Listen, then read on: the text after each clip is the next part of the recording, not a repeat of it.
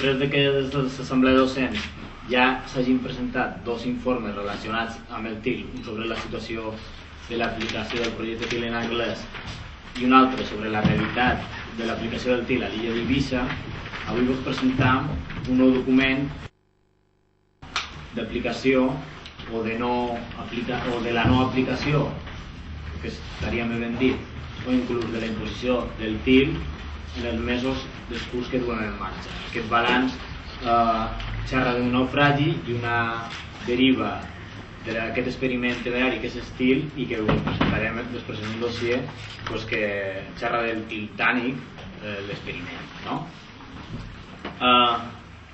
Com ara vos explicarem, les nostres conclusions es parlen d'un naufragi a l'ensenyament de llengües. Això és un trist zozobrar provocat pels capricis personals i polítics del president Bauzá, que no té por d'utilitzar com a conillers d'indis els nostres infants per satisfer el seu ego personal i dels grupuscles més extremistes de la nostra societat. Un president que, tot i que va a la península a fer xerrades sobre educació, no ens ha parlat d'una altra cosa que del TIL, un projecte que fa molta d'aigua i que a l'hora de proposar accions per aturar el fracàs escolar no té cap altra proposta que aquest TIL. Fixeu-vos que ell mai xerra en les seves intervencions d'augmentar partides econòmiques, de donar més places de professorat, d'aportar més suports, de rebaixar ràtios a dins de les aules, de fer desdoblaments, mesures que segurament serien molt més efectives per aturar el fracàs escolar que no aquest projecte de TIL. Per la seva part, aquesta setmana també hem hagut d'aguantar una nova perla de la consellera Camps, que se proposava que tot aquest desastre sigui jutjat per la història. Nosaltres li demanem que abandoni aquest tipus de raonaments que són més propis de règims autoritaris de l'Espanya de mitjans del segle XX i que accepti una anàlisi actual que pugui servir per resoldre i per solucionar els problemes a temps. Les víctimes i les conseqüències d'aquesta calamitat que està passant ara mateix són massa importants com per esperar a demanar perdó en el futur. És per això que els docents i les docents clarament des d'aquest estiu ja demanaven seure-nos a la Conselleria d'Educació. Sempre hem mostrat una voluntat de seure'ns amb la Conselleria per consensuar solucions als problemes del nostre sistema educatiu i per aportar-nos el nostre granet de sorra o les nostres pedres en aquesta paret que volem construir. I una altra cosa que també tenim clara és que qualsevol proposta de millora ha de partir des de criteris objectius, científics i pedagògics. També hem de dir que per seure'ns a l'altra part necessitem veure que hi ha una voluntat d'enteniment. El clima que hi ha als centres escolars és de molta crispació i la millor mostra de tot això és la quantitat de caps de departament que han dimitit, 217 des de començament d'aquest curs. També hem vist aquesta setmana que des de la Conselleria es plantegen com atemorir més a companys i companyes.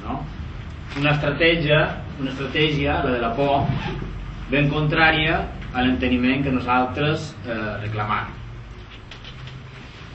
Ni els nostres alumnes ni la societat mereixen un naufragi educatiu i per aturar-lo treballem activament des de l'Assemblea de Docents i des de la resta de la comunitat educativa, sempre des de la unitat d'acció.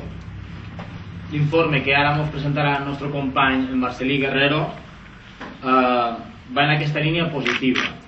L'avís per a navegants que desitgen arribar a bon port evitant les anunciades conseqüències d'una tempesta que creix. Aquest balanç, que ens explicarà en Marcelí, està fet a partir dels dos treballs esmentats abans, presentats per la nostra assemblea, i d'altres dos presentats per ADESMA, l'Associació de Directors i Directores de Secundària de Mallorca. I alerta de greus perills, fa propostes de resolució i demana seny i acció als que en definitiva prenen les decisions en matèria educativa, que són la Conselleria d'Educació i el govern de les Illes Balears. Si us pareix bé, Marcelí ens ho explicarà millor. Sí, gràcies.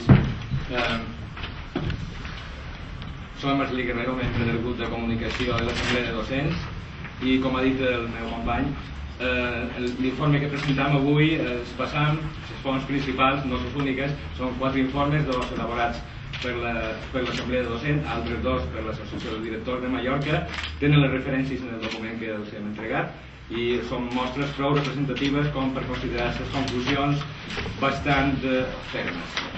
I bé, el document realment té 2 parts. La primera és el balanç pròpiament dit i la segona fem un pot anàlisi de l'esborrany de l'ordre que va presentar la consellera el 5 de febrer passat, 5 mesos després de que ja començés la vigència del decret, amb una mica de retard, i ens demanem si aquest esborrany respon en certa mesura a les demandes, a les sol·licituds d'informació que havien fet no només els docents, sinó també els pares i fins i tot la defensora del poble a través de la FAPA. La resposta en aquesta segona qüestió és negativa, però si sembla bé ens centrarem en la primera, que supos que és el que té més interès, o sigui, en el balanç. En quant a aquesta, les conclusions principals, bé, n'hi ha moltes, vostès podran consultar. Les conclusions principals, de totes maneres, són 3. La primera és que el que s'està fent a les Balears té molt poc a veure amb el tractament integrat de llengües, a part del nom, com és natural. La segona és que els centres educatius, per fer front a això, en una situació en què hem perdut, des que va començar la legislatura l'any 2011, hem perdut de més 2.000 professors, en aquesta situació han de fer front a tot el repte que suposa la posada en marxa d'aquest projecte amb els seus propis recursos. La conselleria, per més que digui, ha dotat molt pocs recursos en els centres, tant de professorat com de materials didàctics. I la tercera conclusió és que tot això, naturalment, no és gratis, té un preu molt alt, i un preu que paguen les famílies, que paguen els alumnes i que paguen, naturalment, els professors que han d'aplicar aquest tractament. Té una sèrie de conseqüències que desglossam en el document. A part d'aquestes 3 conclusions, que com ja he dit se podrien detallar molt, m'agradaria incidir en una sèrie de qüestions. La primera, el govern assegura que s'està aplicant el tractament integrat de llengües a les Balears. Pot ser que el que s'estigui aplicant a mitges sigui el decret, però el tractament integrat de llengües, com ja he dit antes, no té res a veure amb això. Per què dèiem això? Perquè el tractament integrat de llengües té una metodologia que és indissociable, que és la metodologia ICLE, supos que n'hauran sentit parlar, aprenentatge integrat de continguts i llengua estrangera, i resulta que aquesta metodologia no s'ha ensenyat en el professorat. Per tant, és un poc difícil que puguem parlar pròpiament de tractament integrat de llengües. Però és que això, a més, no ho tenim només nosaltres. El novembre passat ens va visitar el major expert mundial en tractament integrat de llengües, el senyor David Marsh, de fet és el pare del mètode ICLE, i va fer algunes declaracions als diaris. Entre d'altres coses, va dir que no s'havia planificat bé l'aplicació del trilingüisme a les Balears, que la situació s'hauria de reconduir, que no s'havia fet cap estudi previ i que no s'havia faltat de manera adequada. Això, una qüestió. Una altra qüestió que m'agradaria parlar és un argument que s'esgrimeix a vegades. Se diu que la reforma educativa que ha posat en marxa el govern reduirà el fracàs escolar. Les conclusions van en sentit contrari. Segons l'estudi de DESMA, han detectat que l'aprenentatge de les matèries impartides en anglès s'ha ressentit notablement. Els continguts s'han hagut de rebaixar, el ritme d'aprenentatge és molt més lent, això és natural, realment és el que es podem esperar, però a més ara ho han documentat en la seva enquesta. I a més coincideix amb un treball que ha sortit recentment a càrrec de la Universitat Carles III de Madrid i de la Fundació d'Estudis d'Economia Aplicada, FEDEA, que tracta sobre l'aplicació del bilingüisme, en aquest cas en la comunitat madrilenya. Les circumstàncies són molt distintes a la comunitat madrilenya. Per començar, allà l'aplicació sí que ha sigut realment progressiva, és a dir, van començar l'any 2004 i ara acaben d'implantar el recurs. Comencen per primària, després primer curs de primària, segon curs, i així progressivament. Aquí, com saben, no ha estat així, s'ha implantat simultàniament a 4 o 5 nivells educatius distints, fins i tot a lots ja crescudets de 12 anys, que són els que lògicament tenen més problemes. Bé, aquest estudi, una de les conclusions que arriba és que l'aprenentatge de les matèries impartides en anglès s'ha ressentit notablement. S'ha de dir també que la comunitat madrilenya, les circumstàncies, a part d'aquesta implantació progressiva que aquí no s'ha donat, han sigut molt més bones en el sentit que l'aplicació ha sigut voluntària en els centres. Cada vegada que un centre presentava un projecte se feia un estudi de viabilitat. Aquí no s'ha fet res de tot això, ja saben que l'aplicació ha sigut forçosa i sota amenaces d'expedients. Tercera qüestió que ens agradaria incidir. Un altre argument que s'ha esgrimit per part del govern és que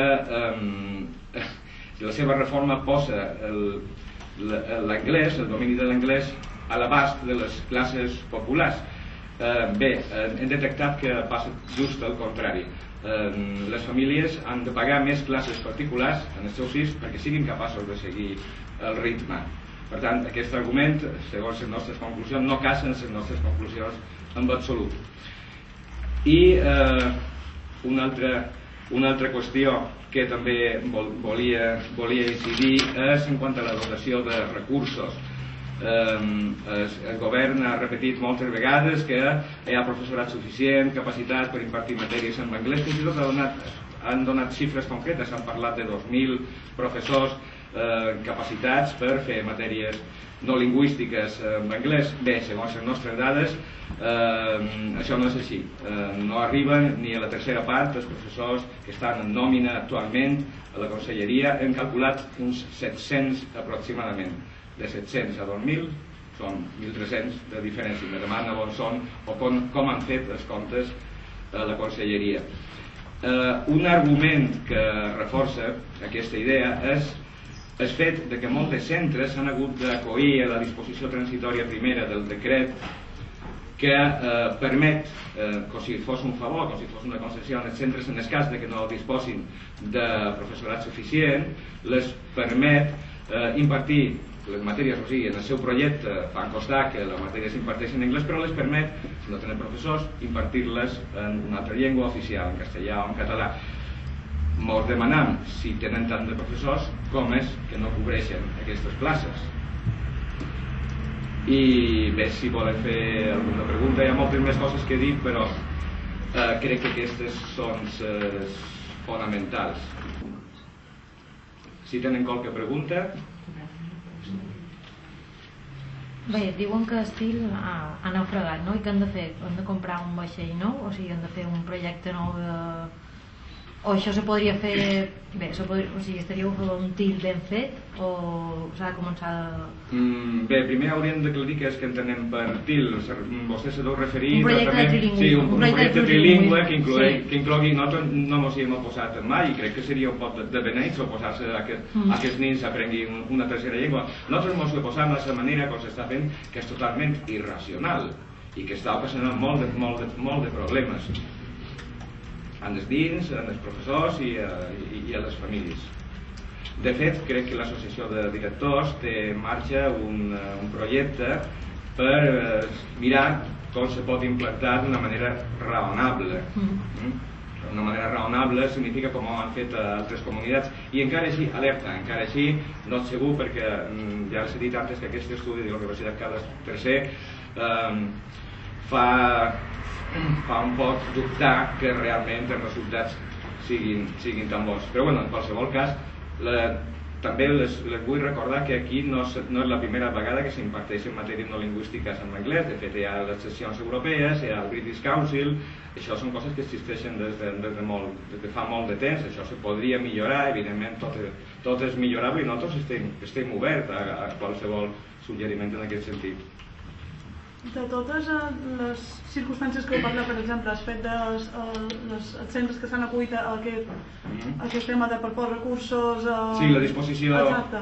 No sé si teniu xifres, és a dir, un percentatge de centres que han fet això o... Lamentablement, nosaltres tenim xifres, però clar, la nostra mostra no és completa. Per exemple, l'estudi de directors arriba fins al 75% aproximadament dels centres, però de secundària. Clar, després no sabem què passa a primària exactament. Nosaltres, en el nostre estudi de l'Assemblea de Docents, sí que hi ha també una part de centres que són de primària o d'infantil, però és una part reduïda. Això trobam que s'hauria de donar les xifres a la conselleria, però s'havien fet moltes demandes des del principi de curs, fins i tot la Federació d'Associacions de Pares, a través de la defensora del poble, va fer una demanda a principi de curs. La defensora ha demanat 3 vegades aquest informe de la situació i encara està esperant. Si no contesta la defensora, crec que difícilment ens contestarà a nosaltres, no trobem. ¿En qué condiciones estáis dispuestos a volver a sentaros a negociar? Ya han pasado 6 meses desde el inicio del conflicto, de convocasteis a huelga y sigue sin haber ninguna solución a la vista.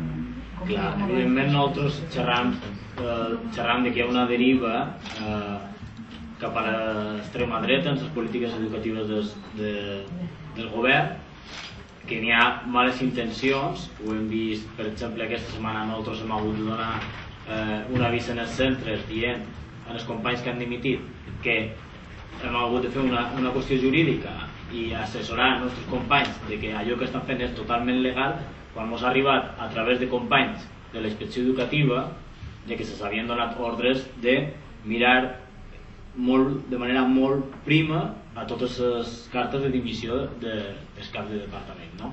Llavors, en aquest ambient d'atac permanent, evidentment no se pot obrir una negociació, no se pot obrir una negociació quan el que se ens està és enviant o intentar canviar la inspecció educativa, que és un estament que serveix per vetllar per la qualitat del sistema educatiu, i convertir-lo en un estament de comissaris polítics. Això no pot ser. Llavors, això, des de la conselleria, s'ha de reconsiderar totalment. I llavors, també el que he intentat jo expressar abans és que, si volen xerrar d'aquests aspectes, que sigui des de criteris objectius, científics, pedagògics, si xerram de lo que és estil, i són de tots els altres punts, doncs també amb voluntat de concretar. Quan vam fer les negociacions, ens passava que sí, xerrarem de beques, però allà no hi havia manera de concretar una xifra, ni una data. I així tots els altres punts, no? Tot el que té a veure amb substitucions. Nosaltres, per certs sectors, ens critica que els alumnes perden classe, però és que cada vegada que passen 15 dies per substituir a un professor que se posa de baixa, això és el mateix període pràcticament de la vaga que hem fet nosaltres en aquest curs, i això no ho critica ningú, ni la conselleria, ni els grupúsculs afins, ni ningú, no? Llavors, aquestes condicions són necessàries per sobre el nostre. Tenim una voluntat clara de que anem a lligar caps, no? El que ha comentat en Marcelí, si xerram de tir, doncs anem a fer un estudi de necessitats, de bon començant, un estudi que ens pugui guiar de quin és el nostre objectiu. L'informe de FEDEA xerra de la vulnerabilitat de les classes més populars, no? Allà on afecta més les famílies, que els estudis dels pares no arriben o arriben fins a ESO, com a secundària. Llavors, quina resposta donem en aquestes famílies? Quina resposta donem en els barris més populars? Quan la selecció europea, el que fèiem és que, per exemple, a secundària en molts de centres se seleccionaven els alumnes. Ara en l'estil el que es fa és que s'universalitza, diguem, no? Llavors, com se tracta aquesta... No tenim instrucció, no tenim més mitjans. Els professors que hem d'aplicar estil, ens trobam que hem fet una sèrie de preguntes, hem demanat una sèrie d'instruccions i mai ens ha arribat un paper des de començament de curs. Aquesta actitud ha de canviar. O sigui, si nosaltres els professionals demanam perquè tenim una sèrie de problemes, ens han de respondre, no? Ens han respost en la creació del grup aquest Atlas, que això és una presa de pèl una altra vegada, no? Un grup de 8 persones que han d'atendre a totes les qüestions sobre estil a nivell de les 4 illes i que o sigui, s'han de seguir unes passes que és, primer, les reunions informatives que vam fer, segon, des de centres hem de donar les nostres qüestions. Tercer, ells les han d'atendre, les han de mirar. Llavors venien els centres i llavors fer una avaluació. Tot això no és pràctic i en una situació d'urgència com la que tenim no va enlloc, no? I això és el tipus de respostes que estem rebent de conselleria. S'hauria de dir, al·lots, volem xerrar de tu a tu, vosaltres esteu en el centre, volem escoltar-vos i començar a un canvi d'actitud. Això és necessari, si no, nosaltres ja vam estar no sé quantes hores de reunions, 30 i pico hores de reunions allà dins la conselleria i ens vam sentir molt malament. I ara per tornar-nos a seure pues, posem mostres de bona voluntat. Volia afegir una petita cosa només el que ha dit el meu company, i és que realment els professors que han d'aplicar estil, que s'han vist obligats a aplicar estil, se troben en una situació d'indefensió total. Perquè per una banda, si no l'apliquen, s'arrisquen les sancions, però per una altra banda, si l'apliquen, s'arrisquen a que els pares els tirin a damunt, com ha ocorregut en alguna ocasió, i que a damunt, quan els pares van a la conselleria a queixar-se de que certes matèries, com poden ser les matemàtiques o les ciències naturals, s'imparteixen en anglès, des de la conselleria predisposen, per dir-ho de manera un poc educada, predisposen de manera contrària als pares donar-se culpa als professors d'aquestes, diguem, formes d'aplicar el decret. Volia afegir una cosa que sempre mos oblidam dels alumnes més desfavorits, que són realment les grans víctimes del decret de trilingüisme. Per raons òbvies, el primer de tot, perquè les costa més entendre una matèria, si ja les costa en la llengua que estan acostumats, se poden imaginar el que les costarà aprendre-la o simplement seguir-la en anglès. No només per això, sinó també perquè una de les conclusions de l'estudi, ja s'ha dit antes que són moltes, és que el professorat de suport per a aquests alumnes en les matèries que se fan en anglès és molt extremadament reduït. I no només això, no és només que sigui reduït, sinó que a més aquest professorat no està habilitat per parlar en anglès, diguem. Per tant, tenen professors de suport pocs, menys que les altres matèries, i a més són professors que no les poden servir de gran ajuda. Són realment les grans víctimes del decret.